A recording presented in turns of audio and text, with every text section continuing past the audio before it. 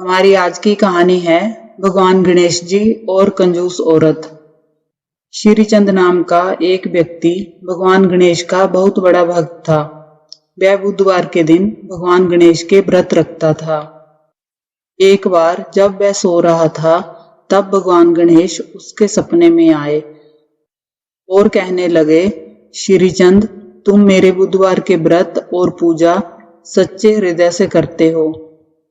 मैं चाहता हूं कि तुम आने वाले बुधवार को एक बालक को घर में भोजन के लिए आमंत्रित करके उसे प्रेम पूर्वक भोजन कराओ, जिससे तुम्हारे घर में सुख, समृद्धि और धन धान्य का वास होगा।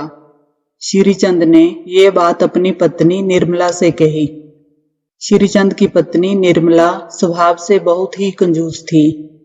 वह कभी भी दान पुण्य नहीं करती थी। वह अपने पति से कहने लगी कि तुम भी क्या सपनों की बातों पर विश्वास करते हो?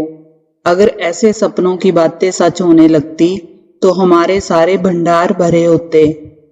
अगर ऐसे ही तुम्हारा दान पुण्य करने का कार्यक्रम चलता रहा तो जो थोड़ा बहुत धन धान्य घर में है वह भी तुम सब लुटा दोगे। वह कहने लगा कि निर्मला, ये सिर्फ एक ही बुधवार की तो बात है और एक बालक को ही तो भोजन कराना है। एक थाली किसी को भोजन दे भी दिया तो तुम्हारा क्या बिगड़ जाएगा? निर्मला बोली, ठीक है, बुधवार तो आने दो, तब देख लेंगे।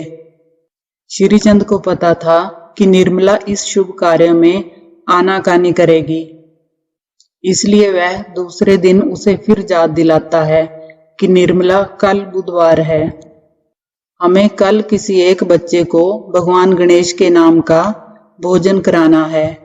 एक काम करना, तुम कल जाकर किसी एक बच्चे को ले आना, हम उसे प्रेम पूर्वक भोजन कराएंगे। निर्मला बोली, किसी एक बच्चे को ही तो खाना खिलाना है। बच्चा चाहे छोटा हो या बड़ा, मतलब तो खाना खिलाने से ही है। जब मैं बहुत छोटे बच्चे को खाना खिलाऊंगी तो वह खाना कम खाएगा। शाम के वक्त मैदान में बच्चे खेल रहे होते हैं, वहीं जाकर देखती हूँ, किसी एक छोटे बच्चे को भोजन के लिए आमंत्रित कर दूंगी। उधर भगवान गणेश जी यह सब देख रहे होते हैं और कहते हैं कि अच्छा, तुम एक छोटे बच्चे को भोजन कराने की सोच रही हो। तुम इतना सोच रही हो, फिर तो मुझे भी कुछ लीला रचनी ही होगी। आखिर मेरे नाम का भोजन है तो मैं भला पीछे कैसे रह सकता हूँ?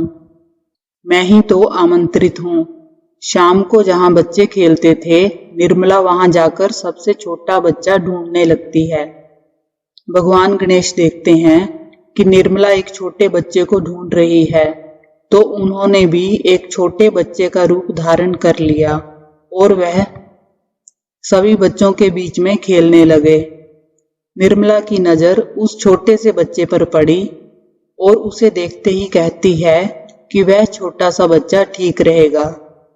वह उस छोटे बच्चे से कहती है, बेटा, क्या तुम कल मेरे घर खाना खाने आ सकते हो? मैं तुम्हें भोजन के लिए आमंत्रित करती हूँ। यहीं पास में मेरा घर है, तुम अपने घर पर पूछकर आ जाना। छोटा बच्चा बोला, ठीक है माँ जी। निर्मला बोली, चलो अच्छा है जो मुझे छोटा बच्चा मिल गया।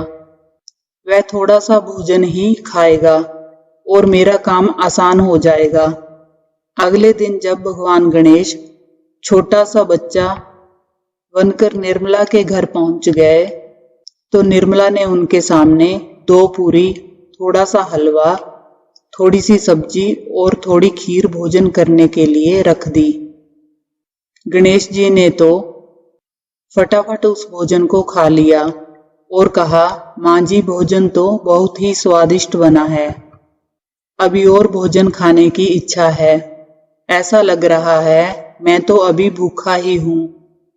तब श्रीचंद ने कहा, निर्मला, रसोई से जाकर और भोजन ले आओ।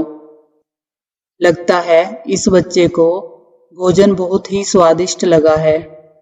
छोटे बच्चे तो भगवान का रूप होते हैं। हमारे घर में इस बालक को हमारे द्वारा परोसा गया भोजन पसंद आया है। ये हमारे लिए बहुत ही प्रसन्नता की बात है। निर्मला बोली, अच्छा कोई बात नहीं बेटा, तुम तब तक यह खीर खाओ, मैं और भोजन लाती हूँ। निर्मला बालक के सामने भोजन परोसती जाती और भगवान गणेश बालक रूप में भोजन को फटाफट खत्म करते जाते। थोड़ी देर बाद बालक ने कहा, माँ मैं अभी भी भूखा हूँ, मुझे और भोजन चाहिए। निर्मला कुछ भी समझ नहीं पा रही थी। जितना भी भोजन निर्मला ने बनाया था गणेश जी सब खा जाते हैं और फिर बोलते हैं, माँ मैं तो अभी भी भूखा हूँ। निर्मला को गुस्सा आ जाता है। वह बोलती है, अब तुझे क्या दूं? जितना भी खाना मैंने बनाया था सब ले आई हूँ, तू तो सारा खाना खाता ही जा रहा है। तब श्रीचंद ने कहा, मुझे ये चमत्कारी बालक दिखाई पड़ता है। फिर भी अतिथि तो भगवान का रूप होते हैं, हमें इस बालक की बात को मानना ही होगा। ये जैसा कहता है हमें वैसा ही करना होगा। बालक कहता है, माँ अभी तुम्हारे घर में भोजन खत्म नहीं हुआ है। भंडार घर में मूंग दाल और चावल रखे हैं, घर में दही रखा है, वह सब भी ले आओ।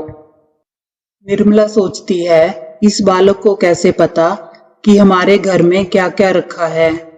कुछ समझ नहीं आ रहा। मुझे तो सच में इस बालक पर बहुत गुस्सा आ रहा है। सब कुछ तो इसके आगे रख दिया है, ये तो सब खाता ही जा रहा है। तब श्रीचंद ने कहा कि घर में जो दालें और आटा रखे हैं वह भी ले आओ। निर्मला वह सब भी ले आती है। भगवान गणेश दाल और आटा भी खा जाते हैं। तब भगवान गणेश बोलते हैं, जो सामने गेहूं की बोरी रखी है वह भी ले आओ। तब निर्मला कहती है, ये बालक है या कोई भूत दैत्य जिसको मैं घर में ले आई हूँ? मैं तो इसे छोटा सा बच्चा समझकर लाई थी। मैं ये सोच रही थी कि यह कम खाएगा। अब वह श्रीचंद को भी डांटना शुरू कर देती है और कहती है कि और करो बालक को भोजन पर आमंत्रित। तब श्रीचंद बोला, प्रभु मैं जान गया हूँ कि आप इस छोटे से बालक के रूप में निर्मला को संदेश देना चाहते हैं, पर निर्मला सचमुच घबरा रही है। प्रभु उसे क्षमा कीजिए। निर्मला रोने लग जाती है और उसके घर में अनाज का एक दाना भी नहीं रहता। तो गणेश जी सामने प्रकट हो जाते हैं। श्रीचंद भगवान श्री गणेश के सामने अपने हाथ जोड़ लेता है और निर्मला भी उस बालक को गणेश जी के रूप में देखकर चौंक जाती है। गणेश जी कहते हैं, माँ भोजन खिलाने में कैसी कंजूसी, तुम्हें सिर्फ एक बच्चे को खाना खिलाना था और उसमें भी तूने सबसे छोटा बच्चा ढूंढने के बारे में सोचा। इसलिए मैंने एक बालक के रूप में आकर तुम्हें सबक देना चाहा।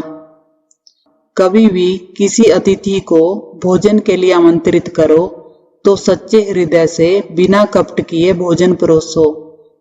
प्रेम पूर्वक दान कार्य करने से घर में सुख समृद्धि धन वैभव और अनाज आदि के भंडार भरे रहते हैं। तब निर्मला बोली, प्रभु मुझे क्षमा कीजिए, अब मैं कभी भी कंजूसी नहीं करूंगी, सदैव इच्छा अनुसार दान पुण्य करती रहूंगी और अतिथि को भोजन कराने में भी कभी कंजूसी नहीं करूंगी। इसके पश्चात भगवान गणेश जी श्रीचंद और निर्मला को आशीर्वाद देते हैं। गणेश जी ने जो भी खाया था उस सामान का चौगुना कर दिया।